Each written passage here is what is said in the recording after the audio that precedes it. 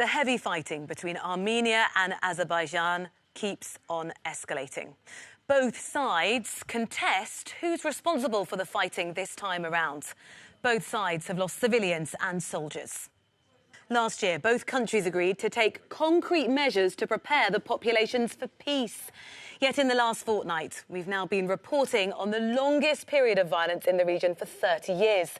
And this time, the conflict has now actively drawn in other countries, increasing the danger of a regional conflict. What are the next steps for both countries? How far and for how long will the hostilities go? And at what cost? And as the international community repeatedly calls for a ceasefire, what would it take to engineer peace? And is that even still possible? Well, Euronews have invited both leaders for this unique programme, and they've accepted to lay out their strategies side by side. So we're asking all of those questions to the Prime Minister of Armenia and the President of Azerbaijan. Joining us now is the President of Azerbaijan, Ilham Aliyev. Thank you for your time. Look, there has been strong and repeated international pressure for a ceasefire and to de-escalate tensions. Fighting's ongoing, if not escalating. What is your objective now in the conflict? Ceasefire cannot be achieved unilaterally. It must be a bilateral decision, and also it must be implemented on the ground. As you know, Armenia attacked us on the 27th of September, attacking our military positions and damaging our infrastructure, attacking civilians. So far, we have almost 30 civilians killed as a result of Armenian attack, including the ballistic missiles and cluster bombs. So our counterattack was successful. We managed to liberate part of the occupied territories. And our main objective is restoration of territorial integrity of Azerbaijan. Armenia must give us a timetable for withdrawal of their troops from the occupied territories. And this timetable must be approved by the Minsk Group co-chairs, the countries which are mediators. And after that, I think the effort must be imposed on achieving the ceasefire. The countries that you're referencing have repeatedly asked for a ceasefire. Why isn't that happening now? Why are you not pushing for that to happen immediately? Because we've been a subject of attack for many times. During the last 3 months, there have been 3 attacks on Azerbaijan. One in July on the border between Armenia and Azerbaijan, far away from the region of Nagorno-Karabakh. And the goal of Armenia was to occupy new territories of Azerbaijan, and they did not manage to do it. Our army defeated them.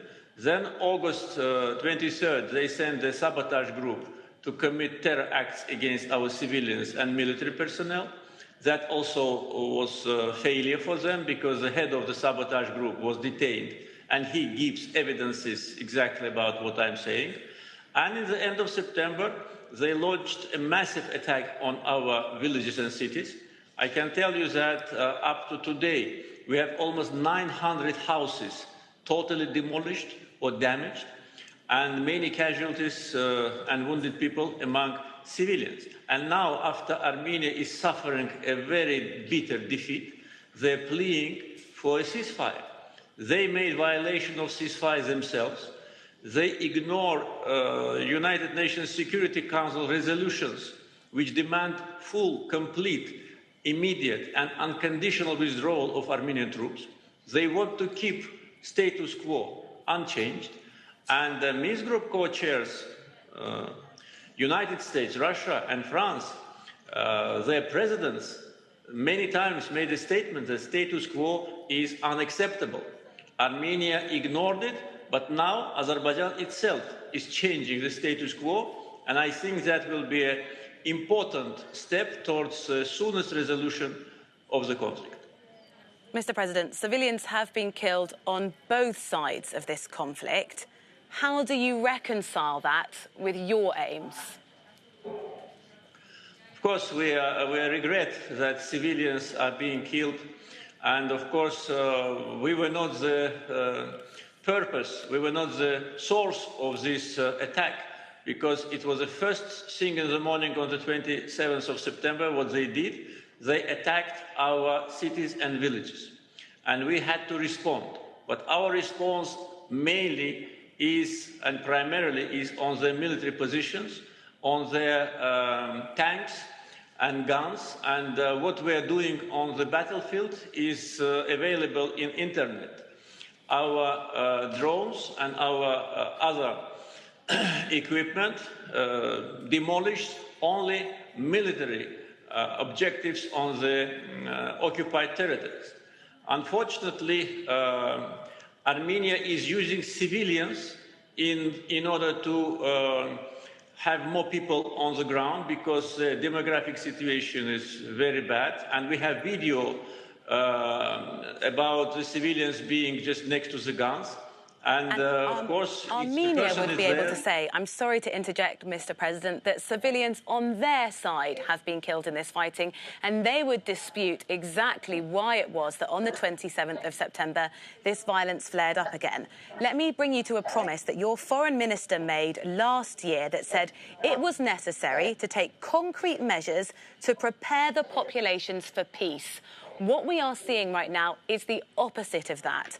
How are you trying to limit the suffering of civilians? You know, we are not responsible for this outbreak.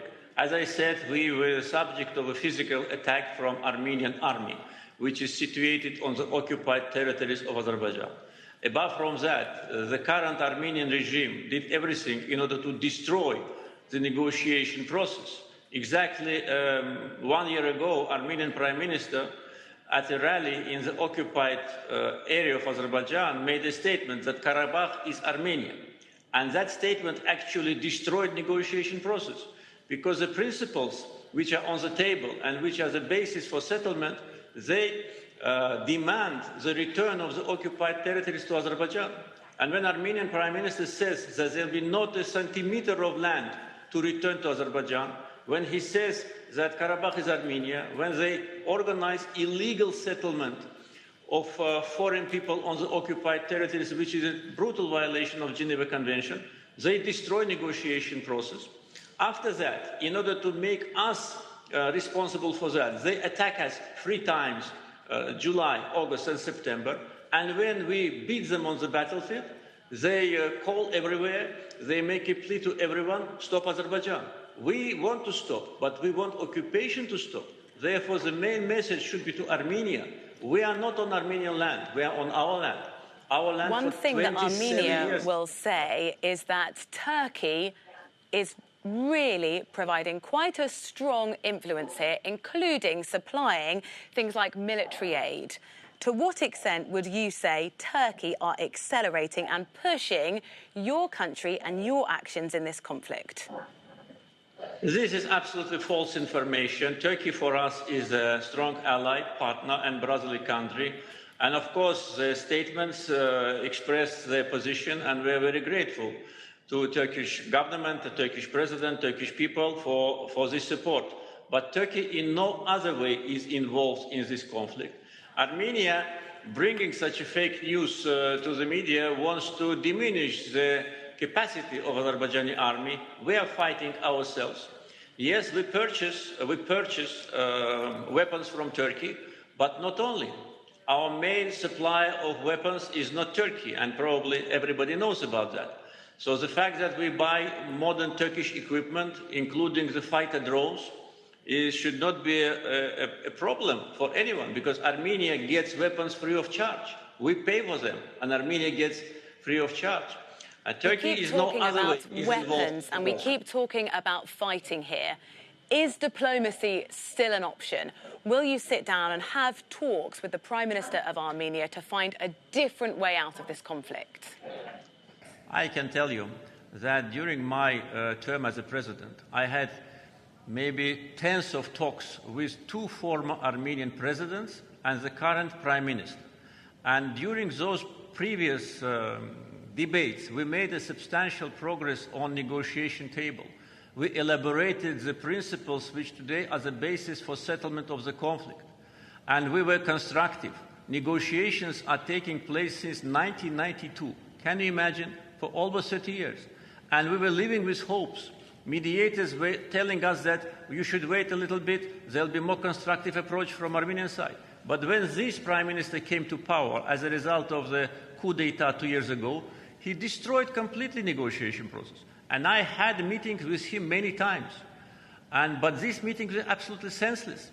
And he told me that they are not going to give territories back. They told me that Nagorno-Karabakh must be, adjusted to Armenia. So this is absolutely unacceptable demands to me and also unacceptable for mediators.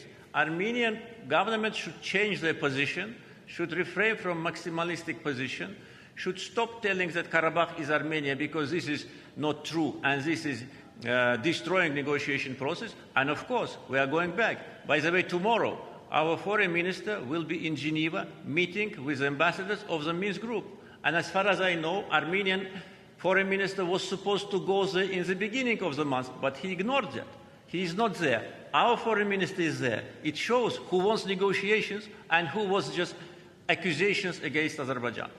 President Aliyev, thank you for joining us on this special programme on Euronews. Thank you very much for your time. Thank you.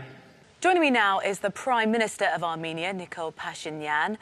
Prime Minister, the UN, the Minsk Group, the EU, they have all called for an immediate ceasefire, yet the fighting continues. So can you explain to us what are you aiming to achieve here?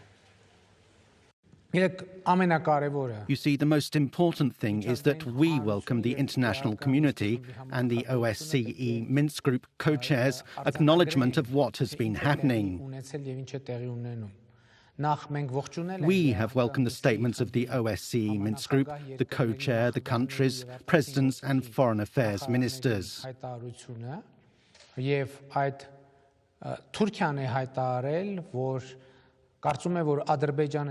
Turkey has announced that Azerbaijan should not stop the hostilities, and Azerbaijan has essentially remained within the guidelines given to it by Turkey. And the statement today by the EU Commissioner for External Affairs confirms this situation.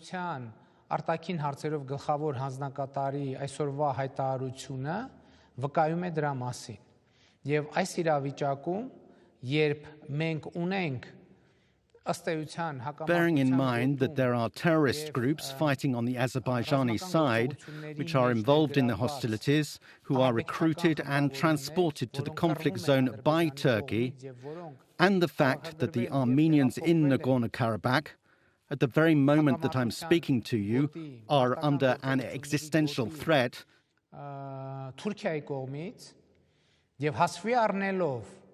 because all the towns and villages are under constant shelling by rockets and missiles, including the capital city, Stepanakert.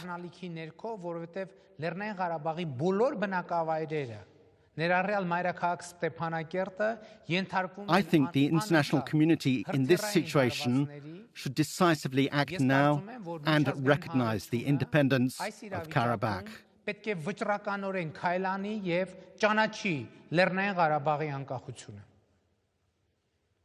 Azerbaijan's defence ministry have said that your forces are shelling some of its towns. We must be clear that there are civilian casualties on both sides of this. I'd like to understand, are you pursuing peace?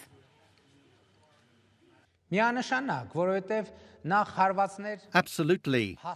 The Defence Army of Nagorno-Karabakh has made strikes, and the Defence Ministry of Nagorno-Karabakh clearly explained that the strikes had to be made because nothing else was possible.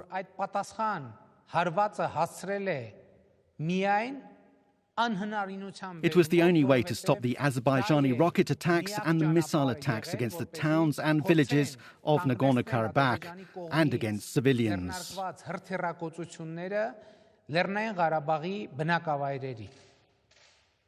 There is no consensus from either side for who is responsible for the violence starting again on the 27th of September. You made a statement last year, your foreign minister, that you were going to prepare populations for peace. That is not what we're seeing.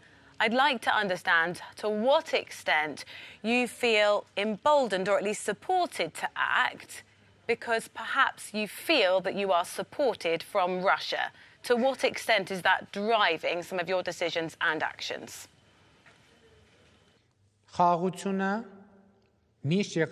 Peace has always been our primary and ultimate goal.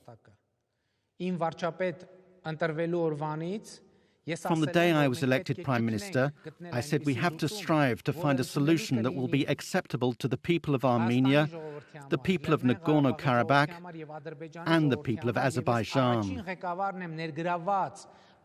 And I am the first leader involved in the negotiations who officially says any solution must be acceptable to the people of the other side as well.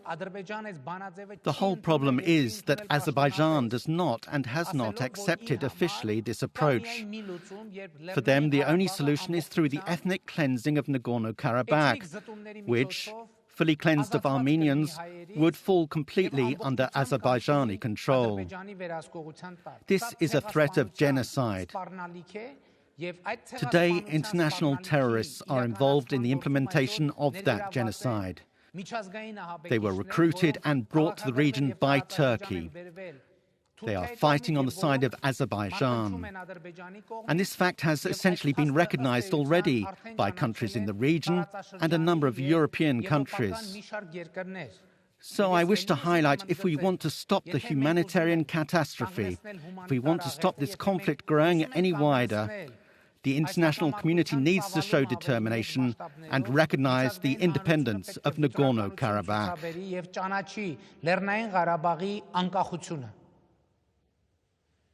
The international community are also looking to your actions, and we must stress there are civilian casualties on both sides. People have died in Azerbaijan as a result of actions that you have overseen. What measures are you taking in this conflict to try and limit the suffering of people caught up in this violence?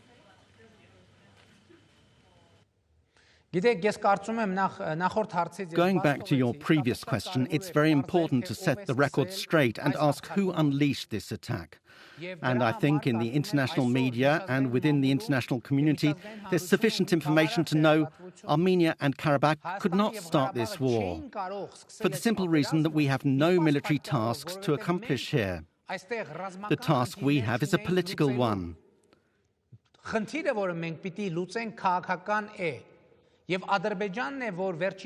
Azerbaijan is the one which in the last 15 years and in the last 15 days before this war, please allow me to finish, and in the 15 days preceding the war, and I am answering your question, if you will give me a minute, please. In the 15 years preceding the war, the 15 months, 15 weeks, 15 days and 15 hours preceding the war, Azerbaijan has constantly threatened to solve this issue by military means. This is no secret. Let's publicly analyze the statements which were made by Azerbaijan and Turkey. Let's publicly analyze why terrorists were brought to Azerbaijan, to the line of combat. What other purpose could there be for recruiting terrorists from another country, bringing them to one's country? If that country is not planning a military aggression, why would Azerbaijan agree to terrorists being transported to its territory? But we think the most important thing today is to stop the violence. And for this, Azerbaijan needs to stop its attacks. And of course, peace in the region. And the best tool for it, in our opinion, is the international community's recognition of the independence of Karabakh. Are you prepared to stop the attacks?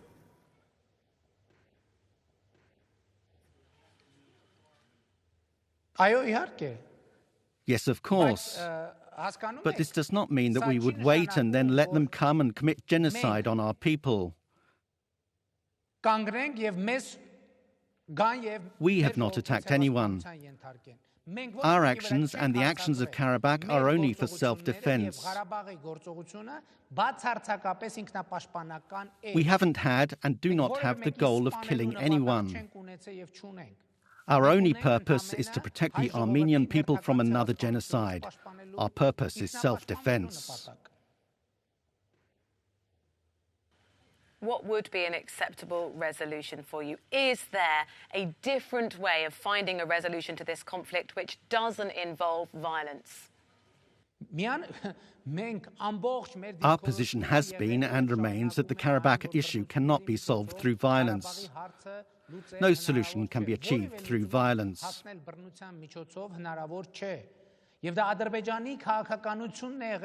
But Azerbaijan's policy has been a plan to solve the Karabakh issue violently.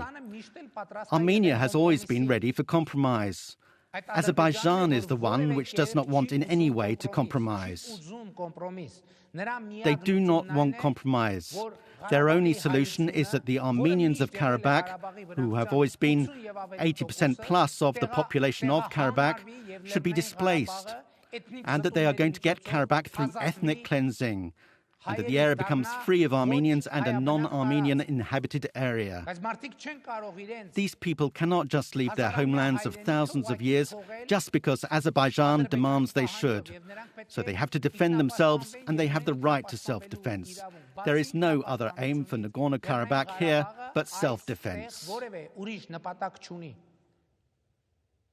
Prime Minister Nikol Pashinyan, thank you very much for your time. Yes, I'm sure. As we've heard, the Minsk Group, the United Nations, the EU, they have all called for an immediate end to fighting. Neither side have stood down. Casualties on both sides continue to mount. For more coverage on this story, do stay with Euronews.